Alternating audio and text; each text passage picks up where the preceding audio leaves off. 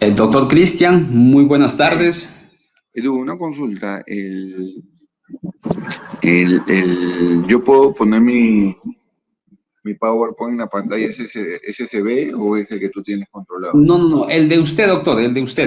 El mío es Entonces simplemente referencial mientras usted llegue para que vean los participantes y de dicho material a la sala virtual para que los participantes, a la medida que usted avance su diapositiva, ellos también vayan revisando.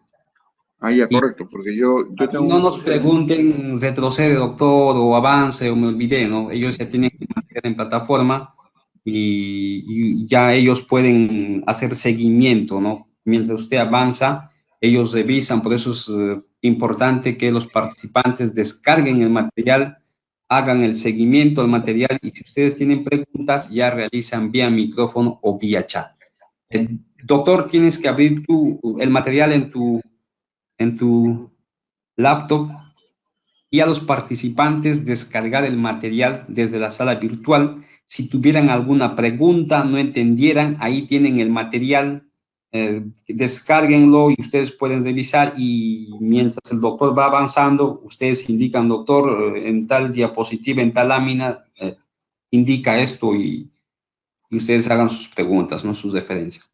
Ya, me Bien, avisas para comenzar. ya. Efectivo, eso es verdad. No existe forma en la cual un- una compañía no presente su estado de flujo efectivo, dado que al ser parte de los cuatro estados financieros básicos, es obligatorio su presentación, de lo contrario, diríamos que la información no es razonable. Ahora, cuando decimos que no es razonable, tenemos que decir que es razonable es dentro de un marco de la información que exige la norma y que esté contenida en la divulgación de la información financiera. Cuando esta no está, deja de ser razonable porque no cumple el estándar establecido. Ahora, ¿qué tan importante es el estado de flujo efectivo en el contexto? Y eso lo vamos a ver a medida que vamos avanzando, pero lo único que podría decir que el estado de flujo efectivo quizás es el estado financiero más importante, porque mide la capacidad que tiene una entidad para generar fondos efectivos o sus equivalentes de efectivo y la capacidad que tiene de pago y de cumplimiento de obligaciones. Muchas veces el estado de flujo efectivo se deja al último para poder, en su proceso de elaboración, pero sin embargo el estado de flujo es un estado muy importante y quizás el más importante de los que se preparan, porque tiene que ver con el cumplimiento, con la capacidad de obtener caja y la capacidad de cumplir obligaciones. El estado de flujo efectivo tiene que ser preparado para cada periodo en que se presentan los estados financieros. Entonces, los estados financieros, por convención, al menos acá en Perú, se preparan anualmente, teniendo en consideración que las entidades normativas o regulatorias tienen una sola fecha para el pago de impuesto a la renta. Tienen una sola fecha para el pago de impuesto a la renta y siendo de usos y costumbres, solo se ha establecido que el estado financiero se presentan a una fecha que es el 31 de diciembre del año que se termina, pudiendo esto ser elegible dependiendo de las características que se pidan. Eso no quiere decir que solamente tengas que preparar estados financieros de fin de año a esa fecha, sino tú podrías preparar estados financieros de distintas maneras. Nosotros podemos pasar a explicar. Tú podrías preparar estados financieros al 31 de diciembre del 2018. Podrías preparar estados financieros al 31 de enero del 2019, tú podrías preparar estados financieros al 28 de febrero y así sucesivamente. A cualquier fecha del año podrías preparar estados financieros. La única diferencia es de que el año se entiende por un periodo de 12 meses. Entonces tú puedes preparar un estado financiero que termina una fecha, pero por un periodo de 12 meses. Entonces cuando decimos que la compañía puede preparar un estado de flujo efectivo, puede preparar efectivamente un estado de flujo efectivo para cada periodo de estados financieros que tú prepares, dependiendo del corte que le des y la cantidad de meses que establezcas en la medida que los estados financieros puedan ser comparativos. ¿Qué es que un estado financiero sea comparativo? Es un estado financiero donde tú puedas encontrar que el periodo con el cual estás comparando es consistente en cuanto a tiempo, revelaciones, que sea consistente. Un ejemplo, difícilmente tú podrías preparar un estado de flujo efectivo comparativo entre el 31 de diciembre de un año con el 30 de septiembre de otro año. Primeramente, tú encontrarías que un estado de flujo efectivo encontrarías 12 meses comparándolo contra 9 meses. Definitivamente las cobranzas que podía generar este estado de flujo efectivo contra las cobranzas del periodo anterior no son consistentes, porque una es por 12 meses y la otra es por 9 meses. No hay que olvidar que en los estados financieros hay estados financieros que son acumulativos, que miden la situación financiera, y hay estados financieros que miden la gestión. Los estados financieros que ven la situación financiera acumulada a una fecha es el estado de situación financiera o el balance general. Y los estados financieros que miden la gestión son el estado de resultados integrales, el estado de cambios en patrimonio neto y el estado de flujo efectivo. Para explicar de mejor manera lo que estamos señalando, podemos ingresar a ver el informe de Intradeco que yo he facilitado. Si yo pongo el estado financiero de Intradeco, ustedes saben, nos vamos a ir a la parte exactamente de la opinión. Entonces, cuando vemos la opinión, se dan cuenta que dicen, en nuestra opinión, fuera del párrafo que puede haber, los estados financieros separados, adjuntos, preparados por los firmas indicados, presentan razonablemente en todos aspectos y negativos la situación financiera, ¿correcto?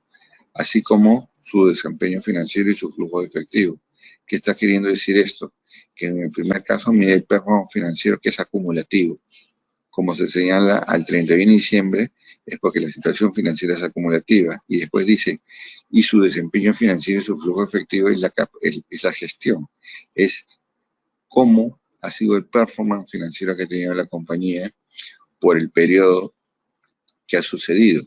El performance financiero no puede ser medido por todo el periodo acumulativo, porque ahí se mezclan la sumatoria de gestiones, solamente se mide por el año que ha terminado una fecha. Entonces, si tenemos desempeño financiero y tenemos el flujo efectivo, es la capacidad que ha tenido la compañía de generar, en este caso específico, su flujo efectivo en el año que ha tenido. Entonces, por esa razón, que el estado de situación financiera señalan que es al 31 de diciembre, y cuando hablan del estado de resultados o el estado de flujo efectivo, hablan por el año terminado, porque uno mide la situación financiera acumulativa y el otro mide la gestión para generar resultados o la gestión para generar flujos de efectivo, ¿correcto?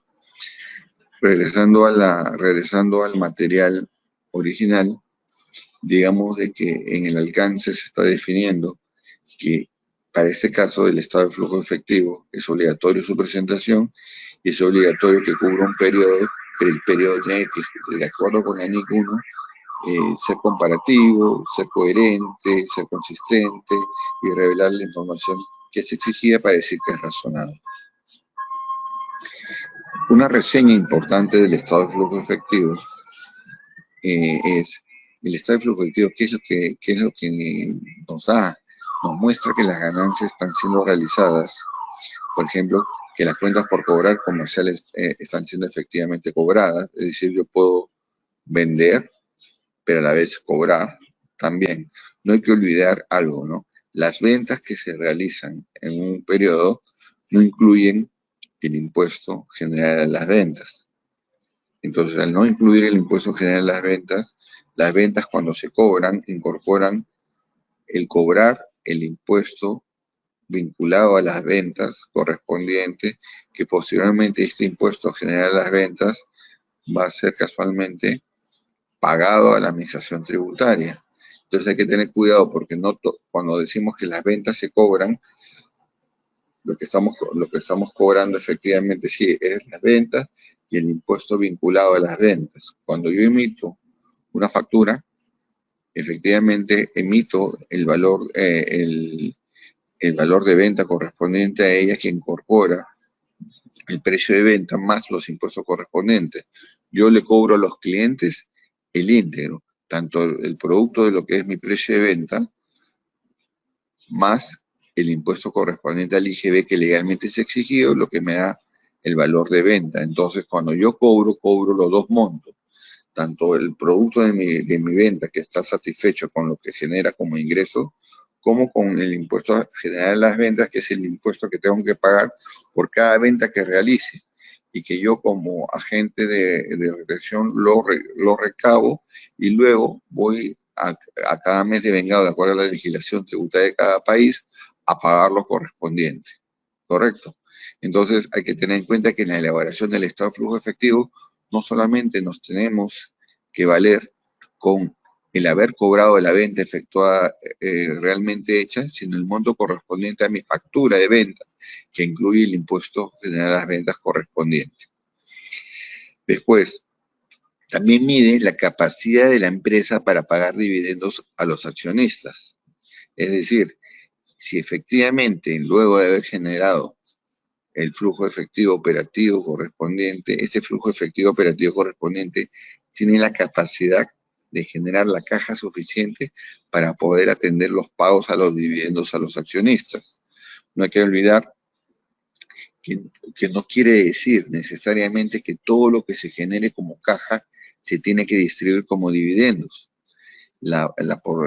Técnicamente, las compañías deben establecer las políticas de distribución de dividendos, las cuales establecen que existen dentro de una generación de caja, una porción de caja que puede ser distribuida como dividendos a los accionistas, pero también puede haber una porción de caja de los accionistas que lo guardan vía capitalización de estos resultados, porque son necesarios para atender demandas de inversiones, para compra de activos fijos, para salvaguardar su capital de trabajo y para poder operar en condiciones normales. Entonces, no quiere decir que a pesar que la compañía tenga excedentes, todo lo tiene que distribuir como dividendos. Para ello, las compañías estructuran ciertos estándares que tienen que cumplir y están contenidos en algunos casos ciertos parámetros de nuestro estatuto y que determinan el monto que tienes que pagar por dividendos sin necesidad de descapitalizar a la compañía. ¿Qué es descapitalizar? Descapitalizar es distribuir a los accionistas más caja de la capacidad de caja que podrías tener y que podría poner en peligro su operación propia del negocio.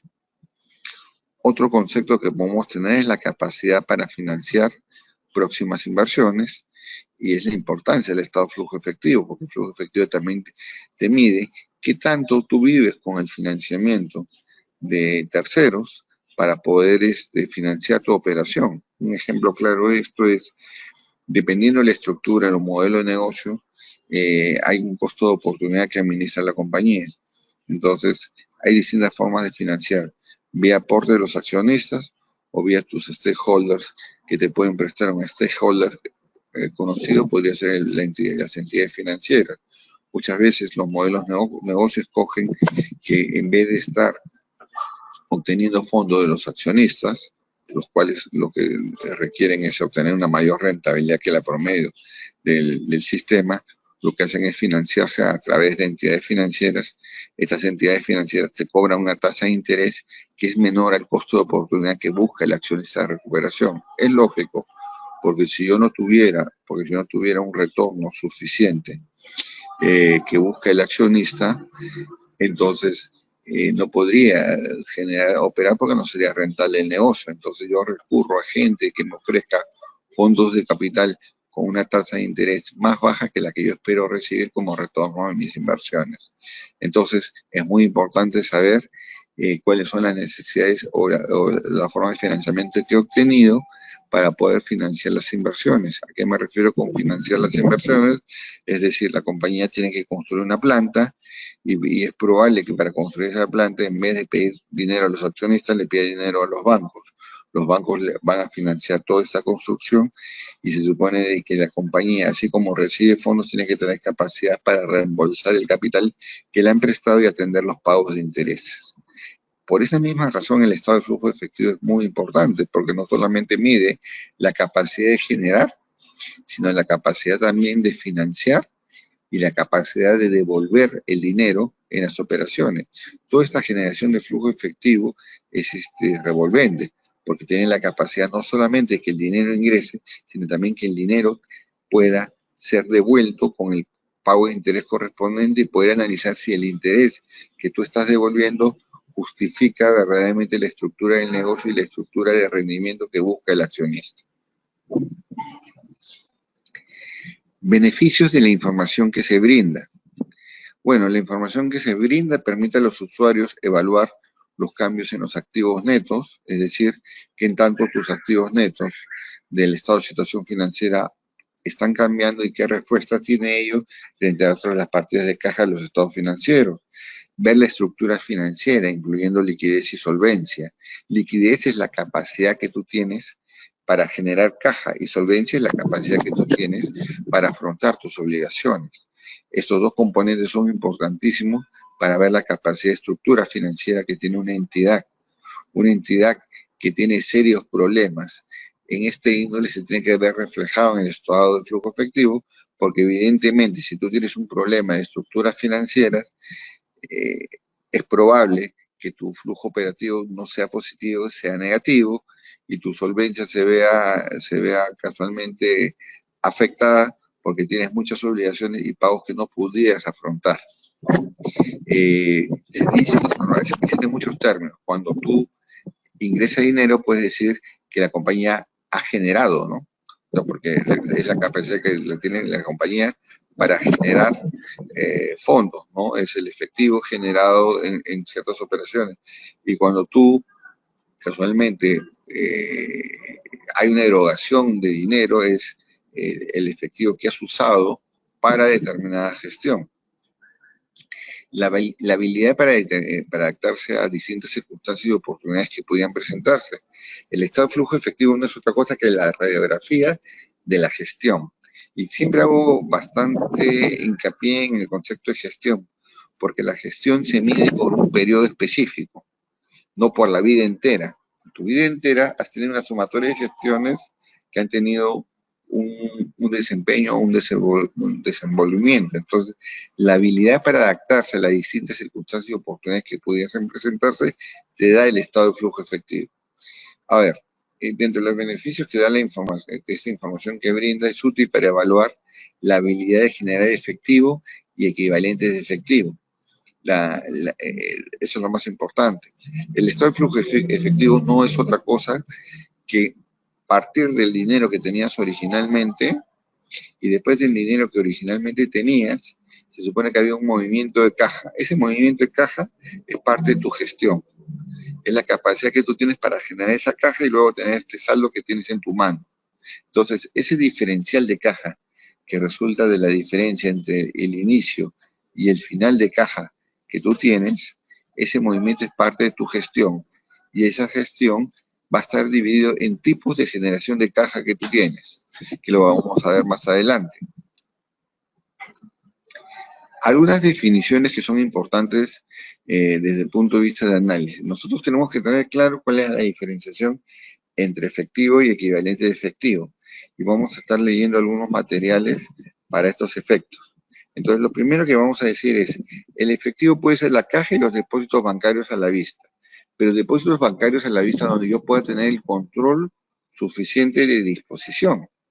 Porque si el banco tiene la capacidad de poder controlar esos depósitos para una aplicación en forma distinta, yo podría decir que los depósitos bancarios a la vista podrían ser inclusive equivalentes de efectivo. Hay que diferenciar eso. Efectivo es altamente líquido. Efectivo que puede tener en una caja, en un fondo fijo o un depósito bancario donde no existe ninguna clase de restricción ni aplicación ni utilización por parte de la entidad bancaria.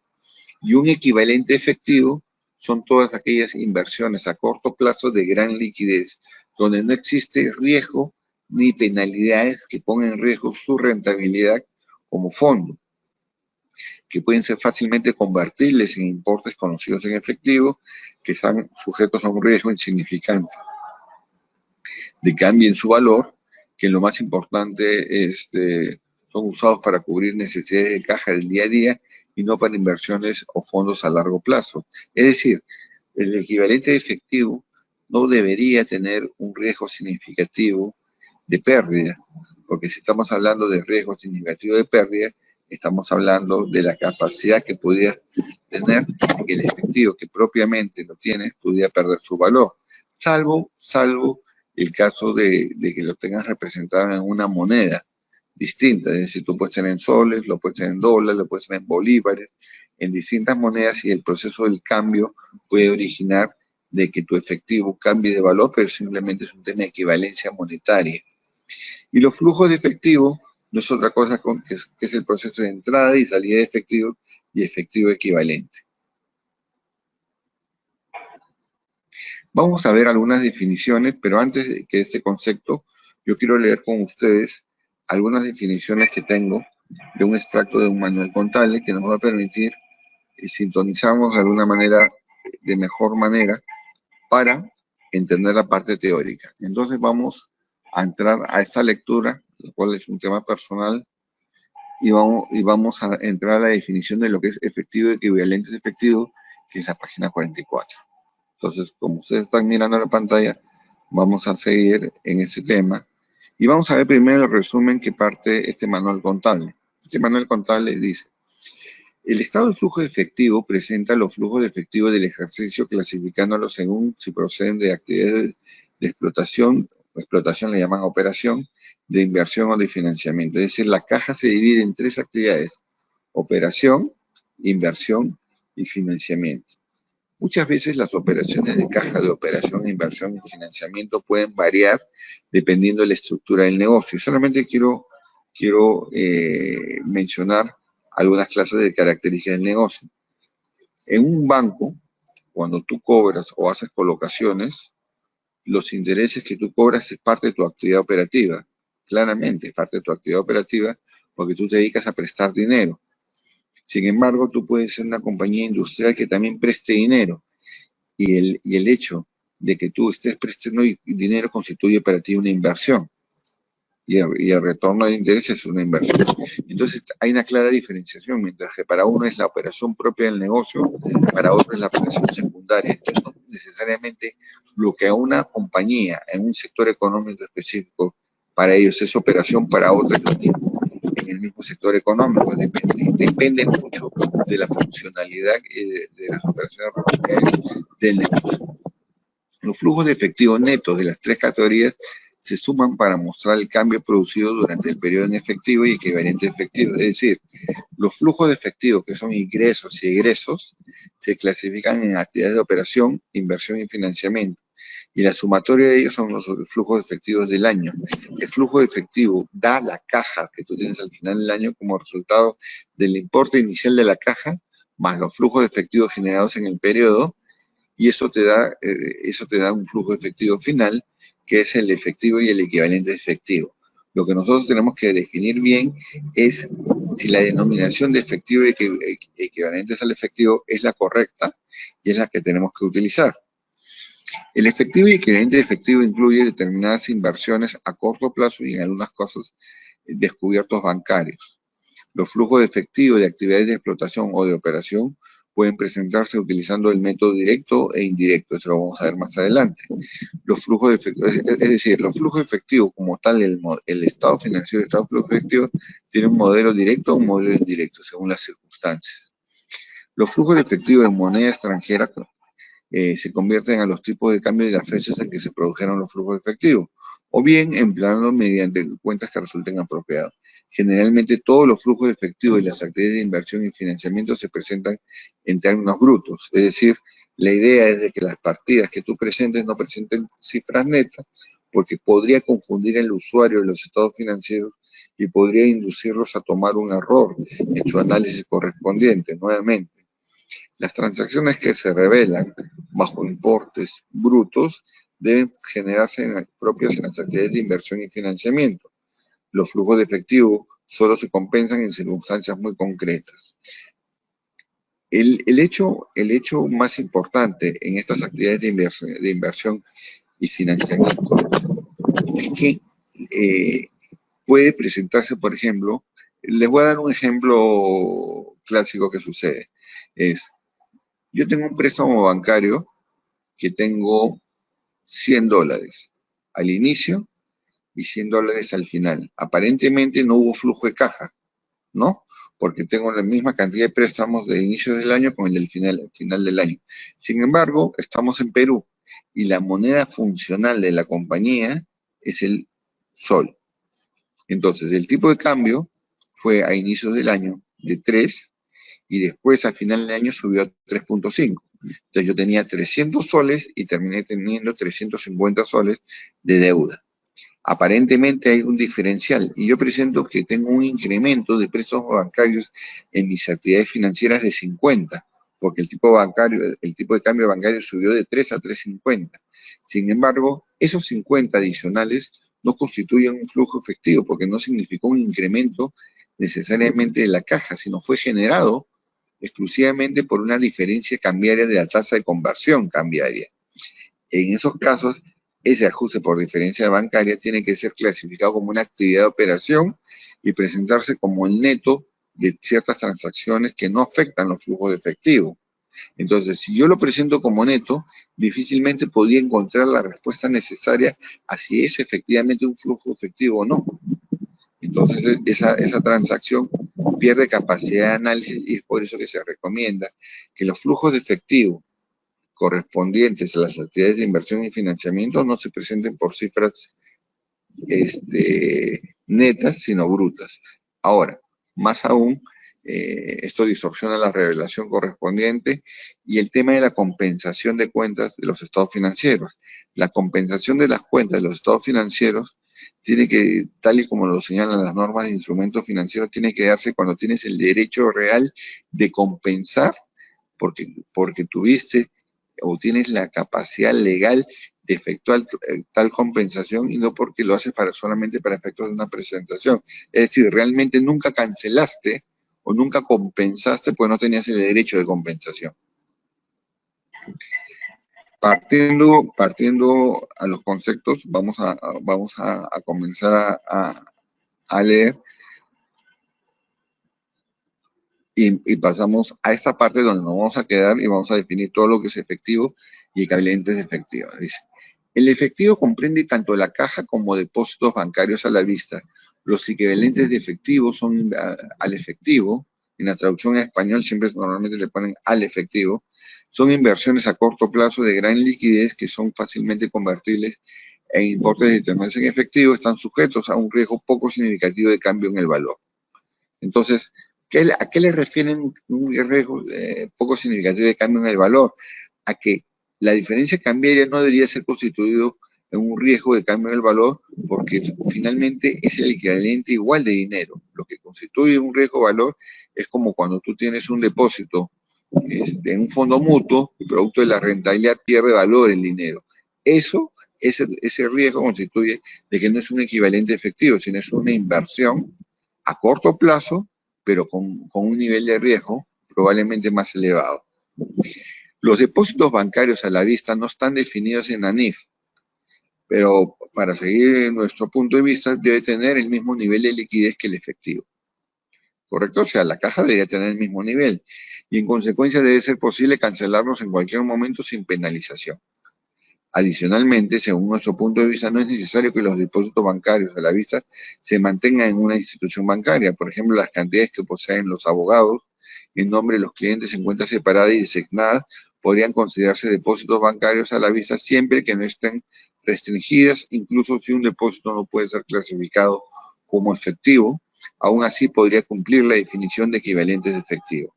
Hay casos en los cuales existen ciertas empresas afiliadas que tienen la caja, o sea, por ejemplo, la compañía A forma parte de un grupo económico que se llama X y la compañía y a todas sus subsidiarias X les exige que le remesen todo el dinero a su cuenta porque ellos tienen una caja centralizada de finanzas.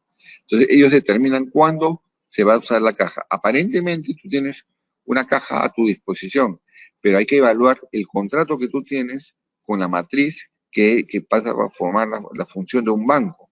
Y la idea es poder asignar los fondos de acuerdo a las necesidades que tienen cada una de las subsidiarias para optimizar su utilización correcta.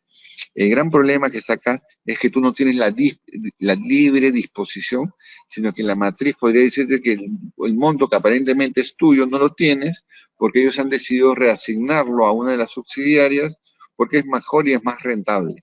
Entonces ya no cumple la definición de efectivo y equivalente efectivo y sería una cuenta por cobrar. Entonces, lo que hay que entender son las definiciones de fondo y realidad económica de las transacciones. La clase pasada yo estaba explicando que la sustancia principal de las transacciones emana principalmente de la característica de medición. Entonces ya no el concepto o el principio de realidad económica sobre la forma legal era un principio base, sino es un principio específico de la medición y reconocimiento de cuentas de activos y pasivos, ingresos y gastos que se podía dar.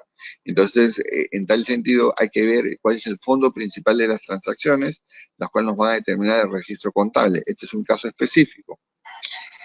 Seguimos explicando. Dado que las inversiones que forman parte de los equivalentes al efectivo deben ser fácilmente convertibles en importes determinados en efectivo, en general, solo los instrumentos de deuda y los depósitos pueden ser aptos para su inclusión en esa categoría siempre que cumplan los demás criterios. Entonces, ¿qué quiere decir? Tú puedes tener equivalente de efectivo, pero una cuenta podría cambiar y dejar de ser un equivalente de efectivo si no tiene todos los criterios de liquidez correspondientes. Y uno de los criterios de liquidez correspondientes es que tú tengas plena disposición en un plazo que determinan que no deben exceder los 3 meses o los 90 días. Esa es una característica. Entonces, todos aquellos depósitos que son a pasos mayores a 90 días ya no serían equivalentes efectivos, serían cuentas por cobrar diversas. Por un ejemplo, ¿no? Las participaciones en el capital de otras empresas podrían ser también incluidas si son en sustancia equivalentes al efectivo, como por ejemplo las acciones preferentes adquiridas con proximidad a su vencimiento y con una fecha determinable de reembolso, en la medida que tú tengas la certeza de que el reembolso se va a generar y tienes la capacidad de liquidación inmediata. No se define corto plazo, pero la norma aconseja un plazo de vencimiento de 3 meses desde la adquisición. Según nuestro punto de vista, 3 meses debe considerarse como el periodo de corte absoluto y los instrumentos de deuda con vencimientos superiores deberán considerarse como parte de las actividades de inversión en todo caso. ¿Correcto? Porque si tú tienes un flujo de caja que no es equivalente a efectivo, entonces no es operativo, entonces debería ser como una especie de cuentas por cobrar, y por lo tanto los préstamos de cuentas por cobrar o las daciones de cuentas por cobrar a terceros constituyen actividades de inversión distintas a la operación propia del giro del negocio. Según nuestro punto de vista, una inversión que es reembolsable en cualquier momento podría considerarse equivalente a efectivo, pero solo si el importe de efectivo que se recibirá se conoce en el momento de la inversión inicial. Está sujeto a un riesgo insignificante de cambio en el valor y se cumple con otros criterios de la NIC 7 para equivalente a efectivo. El hecho de que la inversión pueda convertirse al precio del mercado en cualquier momento no significa que se cumple el criterio de fácilmente convertirle efectivo, y ese es el caso de los fondos mutuos, porque en el caso de los fondos mutuos, tú podrías tener fácilmente la conversión a efectivo, pero si el valor en sí de la inversión está sujeto a cotizaciones o condiciones de mercado que pueden ser muy fluctuantes, deja de ser un equivalente efectivo y pasa a ser una inversión de corto plazo quizás, pero una inversión de corto plazo que es un instrumento financiero con cambios en resultados a valor razonable. Entonces, hay que hacer, y se dan cuenta, acá se aplica mucho de la consideración de lo que se llama el juicio profesional. El juicio profesional que constituye más que todo la capacidad que tienes tú de ante una diferencial de criterio encontrar una respuesta correcta, disposición para encontrar la verdad en función de datos coherentes. Pero si tú estás forzando la figura para encontrar lo que es tu verdad y no es una verdad absoluta, tu juicio profesional está sesgado y no es el correcto. Las inversiones con vencimientos a mayor plazo de la adquisición no se consideran equivalentes al efectivo si el periodo que reste por su vencimiento es inferior a 3 meses. Esto es lo que tenemos que ver bien claro. Las inversiones con vencimientos a mayor plazo desde la adquisición, o sea, desde el origen, no se consideran equivalentes de efectivo si el periodo que reste para su vencimiento, por ejemplo, un depósito a plazo a 9 meses, falta un mes para su vencimiento, no se convierte en caja. Sigue siendo una cuenta por cobrar diversa de depósito a plazo porque su origen fue una inversión de largo plazo mayor a 3 meses.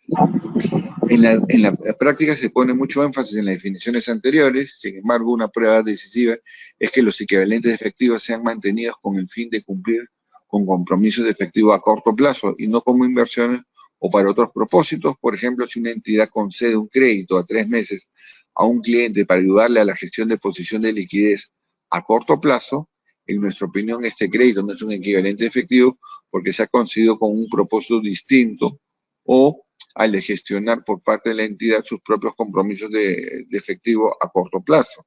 Esos son los clásicos de las consideraciones back-to-back, en donde tú generas un préstamo bancario y la entidad te dice, oye, pero ese dinero tenlo por lo menos inamovible, inamovible en una caja, entonces tienes un préstamo con una garantía de caja. Entonces, si es un préstamo con una garantía de caja, no podría ser de libre disposición porque está anclado con el préstamo correspondiente.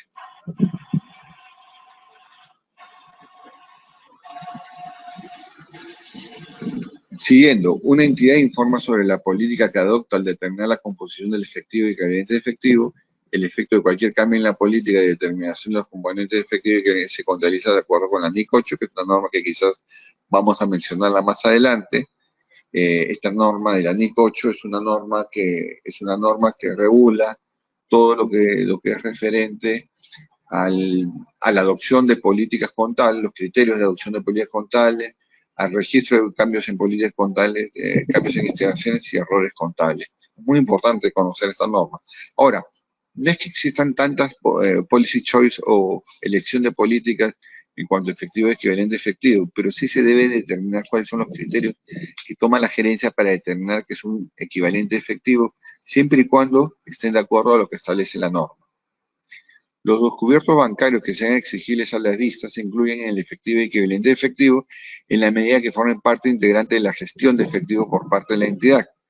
Sin embargo, aunque una garantía o descubierto pudiera ser compensado por efectivo y equivalente efectivo a efectos del estado de flujo de efectivo, no está permitida la compensación en el estado de situación financiera.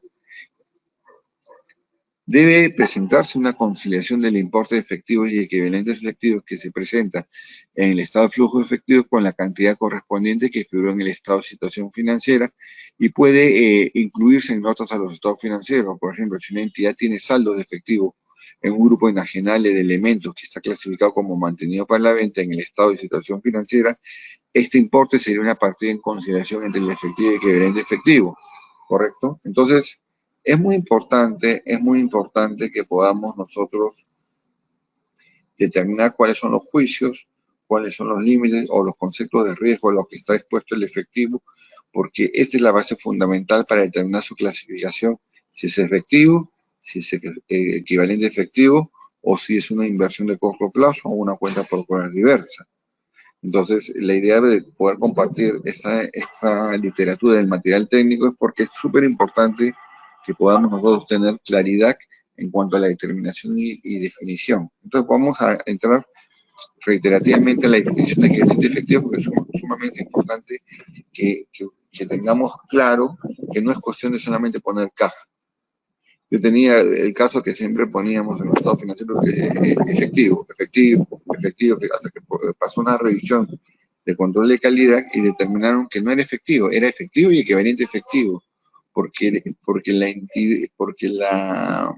los revisores determinaron que las cuentas corrientes bancarias no eran efectivo, eran equivalentes de efectivo. Y el ejemplo que tenemos es que cuando tú tienes en una cuenta bancaria y el banco tiene la discrecionalidad para poder aplicar en forma anticipada la compensación de una cuota vencida en tu cuenta bancaria, no habiendo tú efectuado la gestión propia de pago, entonces estamos ante un hecho de que eso no es efectivo, es equivalente efectivo porque el nivel de riesgo de control de la caja lo tiene la entidad bancaria. Entonces, si bien es cierto, es más líquido que una inversión de corto plazo o una cuenta por pagar propiamente dicha, no puede considerarse de efectivo porque digamos que es menos líquido que el efectivo propio, ¿correcto? Menos líquido, pero más líquido que una inversión de corto plazo. Entonces, es un equivalente efectivo. El equivalente efectivo, los equivalentes efectivos son inversiones a corto plazo de gran liquidez que son fácilmente convertibles en importes determinados en efectivo. Entonces, define en su párrafo 7 del anexo 7 que los equivalentes al efectivo se tienen más que para propósitos de inversión o similares para cumplir los compromisos de pago a corto plazo, para que una inversión financiera pueda ser calificada como equivalente efectivo y de poder ser fácilmente convertible en una cantidad determinada de efectivo y estar sujeto a un riesgo insignificante de cambio en el valor. Es algo que tenemos que tener bien claro, el riesgo de cambio en el valor de la casa. Por otro lado, una inversión será equivalente a efectivo cuando tenga vencimiento próximo a los 3 meses, que esto es reiterativo con lo que hemos explicado. Vamos a ver algunos casos. Si yo tengo un depósito que es reembolsable dentro de las 24 horas sin penalidad en el interés, para mí, evidentemente es caja. Si yo tengo un depósito reembolsable dentro de las 24 horas con penalidad en el interés, también podría ser caja. Pero lo que hay que determinar es si cuando me dicen que es reembolsable dentro de las 24 horas, saber el origen del depósito. Si el depósito originalmente es por 24 horas como un overnight, en todo caso estamos ante un depósito que ha ido venciendo en el tiempo y que hoy en día le quedan 24 horas de tiempo. Entonces ahí es donde yo podría decir, esto en el caso 1 efectivamente es caja, y en el caso 2 yo podría determinar que si es un depósito a plazo que originalmente fue a 9 meses y hoy día le falta un día para vencer, sigue siendo una cuenta por cobrar, ¿correcto? O si era un depósito digamos, a un periodo menor de tiempo y tiene una penalidad, y para mí la penalidad constituye la pérdida, es la pérdida de toda la inversión que había yo realizado, por más que no sea tan material con respecto, pero es material para la caja o la rentabilidad que yo buscaba. Entonces ahí podríamos tener un tema discrecional para poder definir si efectivamente ese depósito es un equivalente efectivo o es una cuenta por cobrar diversa. Ejemplo, yo puedo tener un depósito a plazo a un periodo de 4 meses y tener la característica de poder tener dinero en el momento que yo quiera, pero sin sacrificar la penalidad del interés. Evidentemente, el hecho que tenga un vencimiento es un tema simplemente figurativo, pero yo tengo disposición inmediata y para mí es un equivalente efectivo, que así sea a un plazo mayor, porque la liquidez que puedo obtenerle es inmediata. Pero si yo tengo un depósito a plazo a 4 meses, 5 meses, y de pronto tengo la capacidad de perder toda mi rentabilidad, evidentemente eso no puede constituir un equivalente efectivo y sería una cuenta por cobrar diversa. Un bono con vencimiento de los 3 meses desde la fecha del balance general es un poquito complejo poderlo definir, pero yo podría decir que un bono podría ser una inversión de corto plazo al vencimiento. Por lo tanto, más que una cuenta por un efectivo equivalente efectivo, podría ser un instrumento que cambia, que se mida el costo amortizado y no constituye necesariamente un efectivo equivalente efectivo. Vamos a ver este ejemplo. Una compañía tiene efectivo en un depósito a plazo fijo en un banco.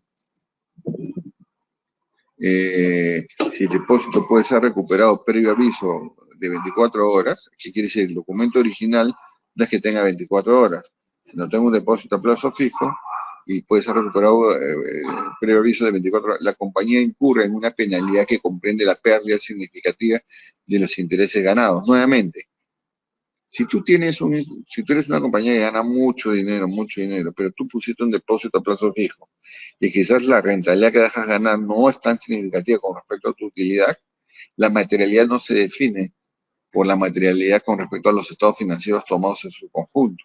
La materialidad se determina con respecto a la expectativa que tú tenías respecto a la utilidad de ese instrumento propio financiero. Entonces, si tú lo pierdes, para ti es significativo. Te dice, ¿cómo se clasifica este depósito para efectos del estado de flujo de efectivo? Te dice, una inversión o un depósito normalmente califica como un equivalente efectivo cuando no hay una penalidad significativa en el retiro si se tiene que retirar dicho depósito. La penalidad en términos absolutos puede ser pequeña, pero si la entidad retira anticipadamente su depósito, recibirá un retorno por debajo del mercado y por lo tanto será penalizado al momento de retirar su efectivo. Puesto que la pérdida de todo interés es obviamente significativa, este depósito no califica como un equivalente efectivo. ¿Se dan cuenta?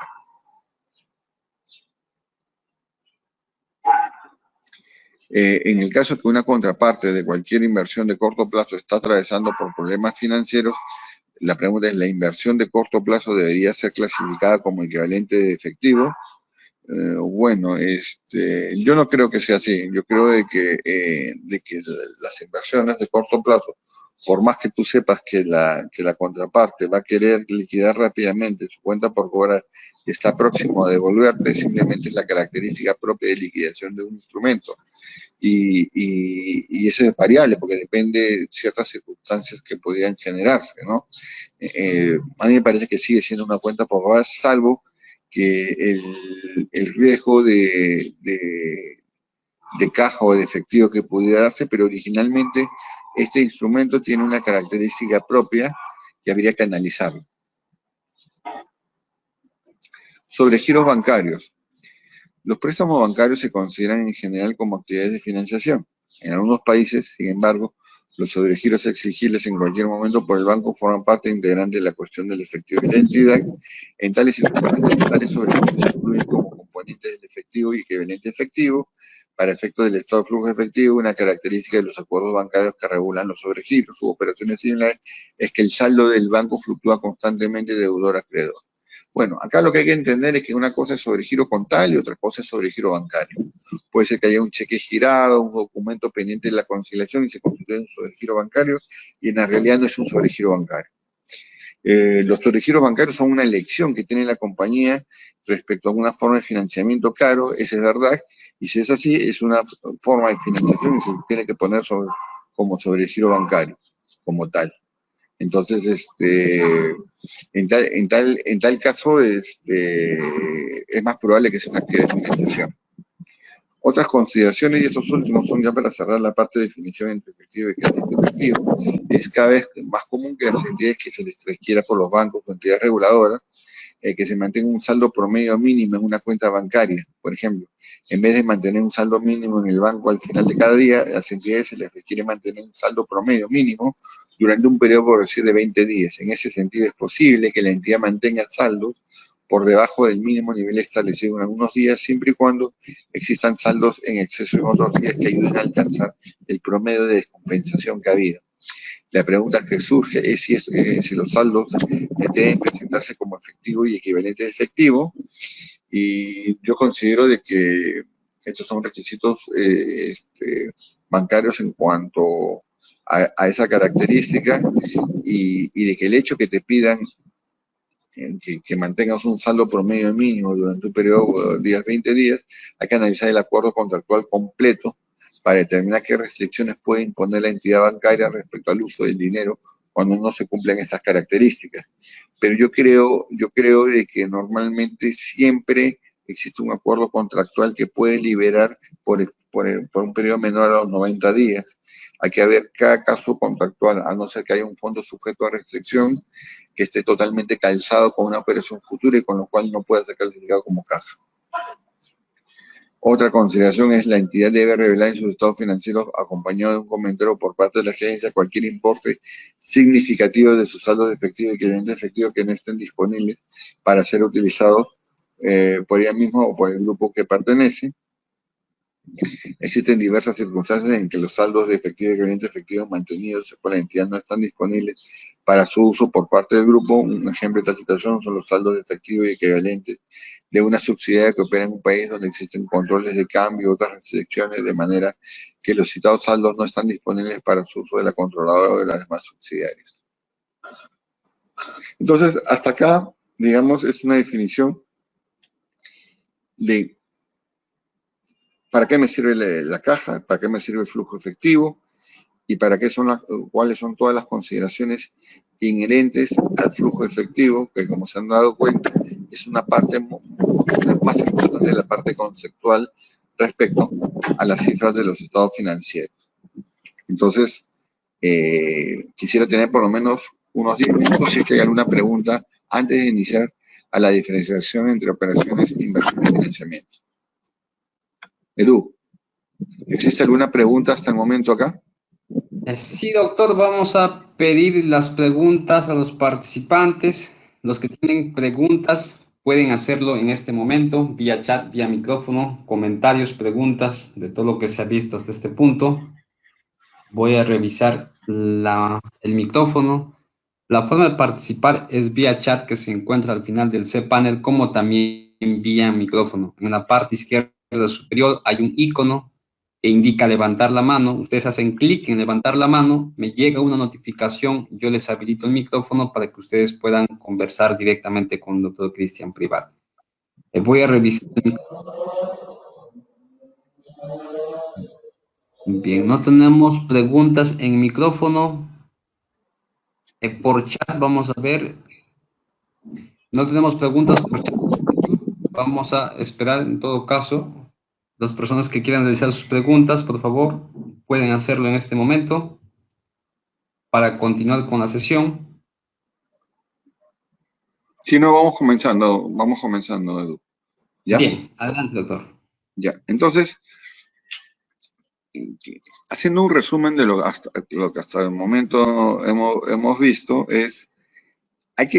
a ver, de mi experiencia, ¿cuáles son los principales problemas que se presentan para la determinación de la caja y la clasificación? La primera es cuando tú tienes préstamos bancarios y los préstamos bancarios te exigen que constituyas un fideicomiso. ¿Qué es un fideicomiso? Un fideicomiso es una forma de control financiero que asegura que la correcta canalización de determinada administración de activos. Entonces, ellos pueden exigir de que todas las cobranzas del mes vayan a una cuenta bancaria específica hasta constituir la cuota del principal interés que se devenga en los próximos meses, y una vez que tú puedes recolectar esa caja, liberas el monto restante y lo transfieres efectivamente para las cuentas correspondientes, son cuentas recolectoras. Esto normalmente entra dentro de la definición de efectivo y equivalente efectivo, y no existe una restricción de que la compañía no pudiera hacer uso, simplemente es un mecanismo administrativo. Otro concepto que podría definir son los depósitos a plazo, cuando los depósitos a plazo son a periodos mayores, pero sin embargo no cobre penalización, con lo cual es efectivo y equivalente efectivo, pero cuando hay penalización, difícilmente sostener que es un equivalente efectivo, porque evidentemente al tener depósitos a plazo a periodos mayores a 3 meses, es difícil sostener que la penalización no fuera material o significativa. Hay otros conceptos que son fondos sujetos a restricción. Hay que analizar qué naturaleza y la clase de los fondos sujetos a restricción, pero en líneas generales, esta es la modalidad de situaciones que normalmente se podían presentar. Ahora, los estados de flujo de efectivo, como habíamos definido anteriormente, hay actividades de operación, inversión y financiamiento. En las actividades de operación principales, ingresos de la operación y otras actividades que no son de inversión o financiamiento. Es decir, en definición, operación, flujo operativo, rutinario de giro del negocio. Cuando no hay una operación que tú puedas calzarla dentro de inversión o financiamiento, pasa a ser operativa. Esa es la definición. Inversión es adquisiciones y bajas de activos de largo plazo y otras inversiones no incluidas en el efectivo equivalente efectivo. Y financiamiento, actividades que resultan en cambios en tamaño y composición del patrimonio y préstamos obtenidos o pagados por la entidad. Regla general: cuando las cuentas del activo aumentan, correcto, para las cuentas del activo, cuando hay aumento de las cuentas de efectivo, es una disminución de la caja. Y cuando hay una disminución de activo, evidentemente es un aumento de la caja. Es decir, si tú estás aumentando tu caja, evidentemente es porque has recibido, has salido caja. Pero cuando disminuye tu cuenta por cobrar es porque está ingresando dinero, esa es la presunción. Lo contrario es para el caso de pasivo. Cuando aumenta el pasivo es porque estás recibiendo más caja, porque más financiamiento, y cuando disminuye es porque hay un decremento, porque estás pagando obligaciones. Esas son las consideraciones que hay que tener en cuenta. Hay dos métodos en el flujo efectivo: un método, digamos, el método directo y el método indirecto. El método directo simplemente se presentan por separado las principales categorías de las transacciones en valor bruto. Ejemplo, en operación, cobranza a clientes, pago a proveedores, pago a los trabajadores de beneficios sociales, pago de impuestos a la renta, pago de interés. Ese es el método directo. Y el método indirecto es una conciliación que parte a través de la utilidad hasta llegar al flujo operativo. Es una cuestión de análisis, que es algo que yo quiero explicar más adelante, y entre estas dos características de flujo son las que uno tiene que estar alineando para poder explicar.